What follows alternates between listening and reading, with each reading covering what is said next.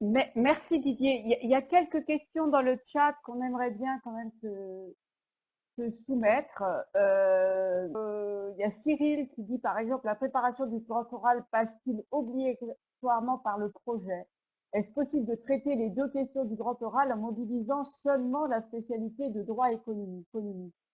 Alors, j'ai répondu à Cyril, Didier, mais tu pourras compléter en l'interrogeant et en lui disant, est-ce que vraiment un élève qui va préparer uniquement son grand oral sur l'économie et le droit a toutes les chances, se donne toutes les chances de réussir cette épreuve de grand oral?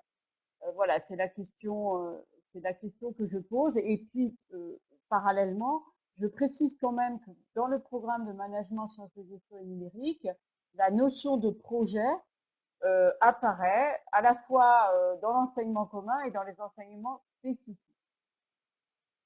Voilà. Alors, je ne sais pas si tu veux reprendre la parole, Didier, par rapport à ça. Sur le grand oral, on voit bien que les questions, elles portent sur le grand oral vu d'un point de vue formel. On est d'accord qu'à la lecture même, tel que c'est écrit, tout ce que vous dites, oui, oui, il peut préparer seul son grand oral, oui, bien sûr. Oui, il pourrait se dire, je fais mon grand oral sans même suivre les enseignements, ça sert à rien.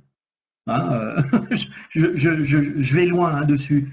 Il pourrait se dire, moi je vais faire mon grand oral sur droit économique, donc le reste, je m'en fiche. Ou il pourrait dire à l'inverse, je vais le faire sur management et le reste, je m'en fiche. Bon, voilà. Une fois qu'on a dit ça, qu'est-ce qu'on a dit? Pas grand-chose. Nous, l'idée qu'il y a derrière, et ce sur quoi on essaie de se battre, en tout cas, mais encore une fois, il n'y a pas que nous. Vous le verrez, je fais partie du comité de pilotage qui va lancer le séminaire sur le grand oral. J'ai à côté de moi donc une collègue inspectrice générale en STVST et puis un collègue qui est inspecteur général en lettres. Ils ont les mêmes préoccupations que nous. C'est comment maintenir la motivation dans les enseignements de terminale de nos élèves compte tenu de cette forme d'épreuve du grand oral qui permettrait tout ce que vous dites là-dessus. Alors, je crois que là, en matière d'impulsion qu'on a, et c'est l'objet quand même de notre réunion d'aujourd'hui, si la réunion d'aujourd'hui, c'était de dire, on va vous présenter le projet, mais le projet, de toute manière, on peut s'en passer pour le grand oral, ça serait très vite fait. Simplement, on pense, et c'est pour ça qu'il y a derrière tout ça, mais même aussi derrière le grand oral, il y a des objectifs didactiques qui concernent directement nos enseignements. Il faut être attaché à nos enseignements.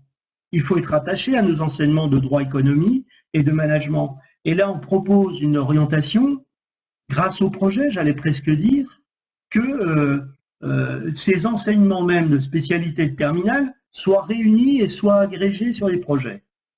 Voilà, c'est ça qu'on dit. Et je crois que là, il y a un effort d'impulsion à faire, et on est bien dans une impulsion, puisqu'on est au début d'une année de terminale qui va s'achever. Alors, évidemment, à la marge, vous pouvez avoir un élève qui va dire, non, moi je veux faire que du droit éco, parce qu'il aurait presque dû aller ailleurs, j'en sais rien moi, mais oui, il va vouloir faire ça, on ne va pas lui interdire non plus. Mais nous, ce qui nous intéresse, c'est quand même la masse importante de nos élèves, qui, bien sûr, il y aura des cas particuliers qui vont se faire là-dessus. Mais il ne faut pas oublier l'ensemble de nos élèves, l'ensemble de nos orientations didactiques, pédagogiques qu'on veut développer là-dessus. Et c'est pour ça que nous, quand on parle de ça, ça s'adresse à l'ensemble des élèves de STMG et voire à l'ensemble des enseignants. Je pense qu'un enseignant d'enseignement spécifique, oui, on peut lui dire, mais l'élève, il va choisir droit économie. Mais est-ce que c'est toute la classe qui va choisir ça? On ne peut pas penser que l'ensemble de nos élèves de STMG vont faire du projet en droit économique, etc. Donc, on a une occasion de relancer à la fois nos enseignements et de relancer les projets éducatifs, cognitifs qu'on avait derrière le projet. Donc, il y a de l'engagement derrière tout ça. La réunion qu'il y a là, c'est pas qu'une réunion, à mon avis, d'information pure et dure, c'est une réunion pour qu'on s'engage là où vous êtes, bien sûr les inspecteurs, les formateurs, pour essayer de porter un message aussi dans les classes, qui n'est pas porté uniquement par les programmes, mais aussi par ce qu'on va en faire. Et je crois que c'est tout l'enjeu en même temps de cette réunion. Alors, il y avait une question qui était donnée sur le lancement d'un produit. Pierre en parlera, puisqu'il abordera la thématique par rapport à cela. Donc, il vous répondra tout à l'heure.